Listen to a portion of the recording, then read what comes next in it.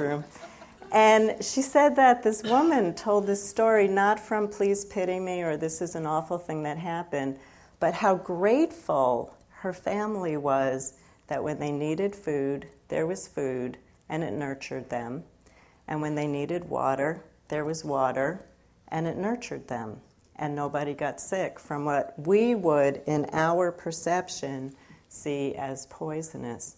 So there really is a great learning in how when we can see the beauty in all things and the light in all things, it nurtures us.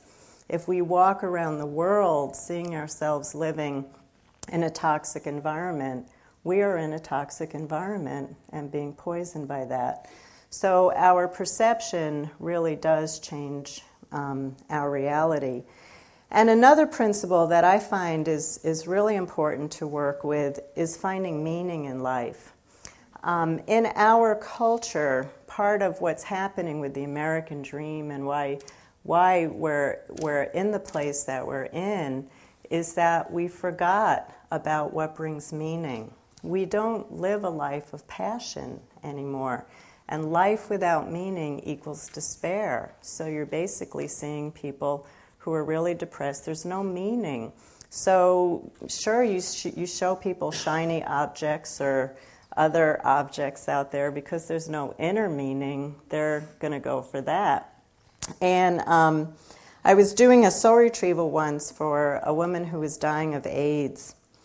And it was a really dramatic healing. And for those of you who are not familiar with shamanic work and soul retrieval, which is a major healing practice in shamanism, it's believed that when we suffer an emotional or physical trauma, that a piece of our essence, a piece of our vitality, escapes our body in order to survive the experience. So think about if you're going to be in a head-on car collision, the very last place you want to be at the point of impact is in your body because your psyche couldn't endure that kind of pain. So our psyche has this brilliant self-protect mechanism. We go away while the trauma is occurring. But from a shamanic point of view, typically that essence doesn't come back without somebody helping you bring that essence back to your physical body again. So I was doing a soul retrieval for this woman who was dying of AIDS. And the thing that I knew about her before I went into my journey for her, my shamanic work for her, was that she had had 3 life-threatening experiences in her life already. And the Spirit showed me, and I'm not real visual in my journeys, I'm more clairaudient, and I feel things in my body. But the Spirit showed me a cartoon image to show me what was happening in her life, and it was a big teaching about passion. They showed me, she was 3 years old on a tricycle. She was just looking like this, no affect on her face at all. And the cartoon that they showed me was, do you remember those old cartoons where the houses were singing and rocking and smiling? And the sun was out and had that big smile on its face, and the rays were coming down. And all the cars had little faces, and they were all singing, and the birds were out singing, the houses, everything was singing, and very, very, very bright colors. And here was my client, just tricycling like this. So what my spirit said to me is that the cause of her illness was apathy, and that the cure for her illness was passion. And that her lesson in this lifetime, because she had had 3 life-threatening illnesses, was what happens when another life form in your body has more passion to live than you do, takes over. And my client, she did die a few months later. And, it was really interesting because when I brought back that soul part to her and I told her the story, she told me she couldn't keep the soul part. So I knew that she had made a decision. She couldn't accept that back into her life. But I felt that she left me with an incredible message to bring out into the world, because when we look at the viruses, the bacteria, what's going on health-wise in the world today, they're a lot more intelligent than we are. I mean, they're moving through those antibiotics. I mean, everything is becoming resistant to those antibiotics.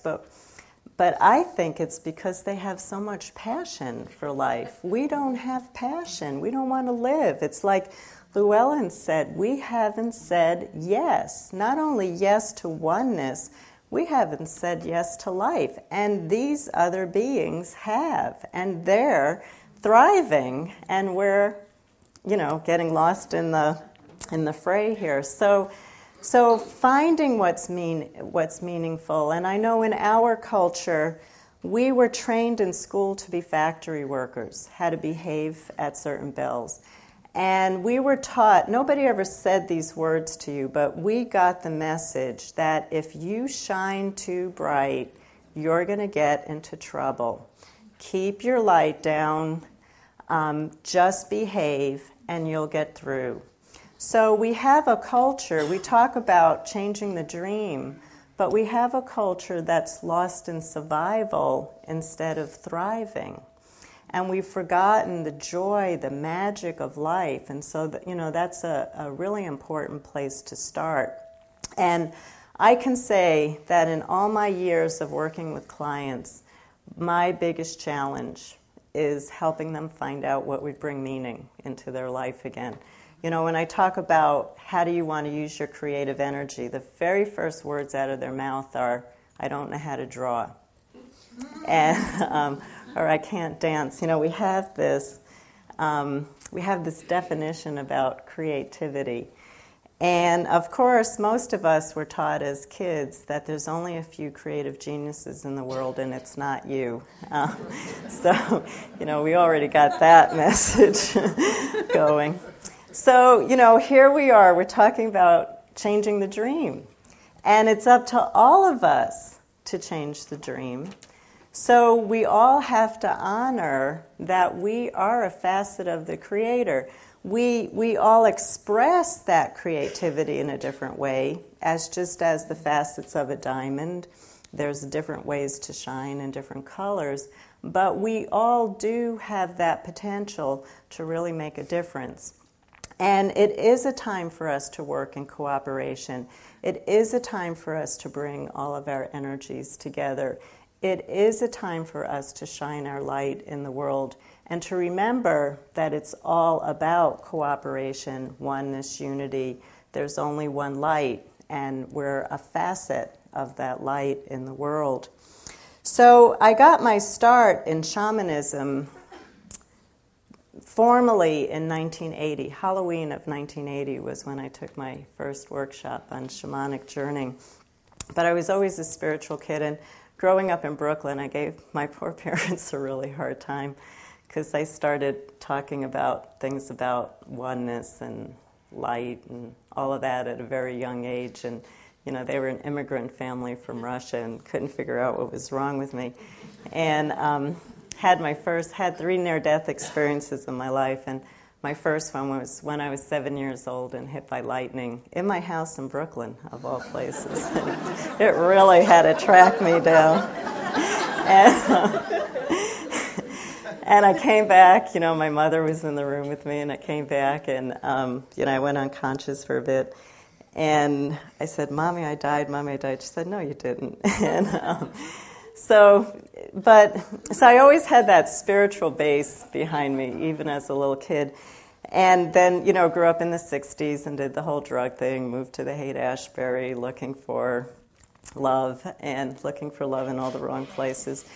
And in 1980, while I was going for my master's in counseling psychology, I heard that there was a man coming out from Connecticut who was going to teach a weekend workshop, and I could get 2 easy units if I signed up for this workshop.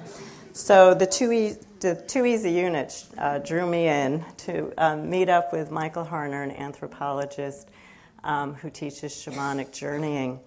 And it was through my shamanic journeys of learning how to go into that altered state of consciousness through the use of the drum to actually meet up with my own personal helping spirits And yes, first I started with all those self-absorbed things, going to my power animal. How can I lose 5 pounds?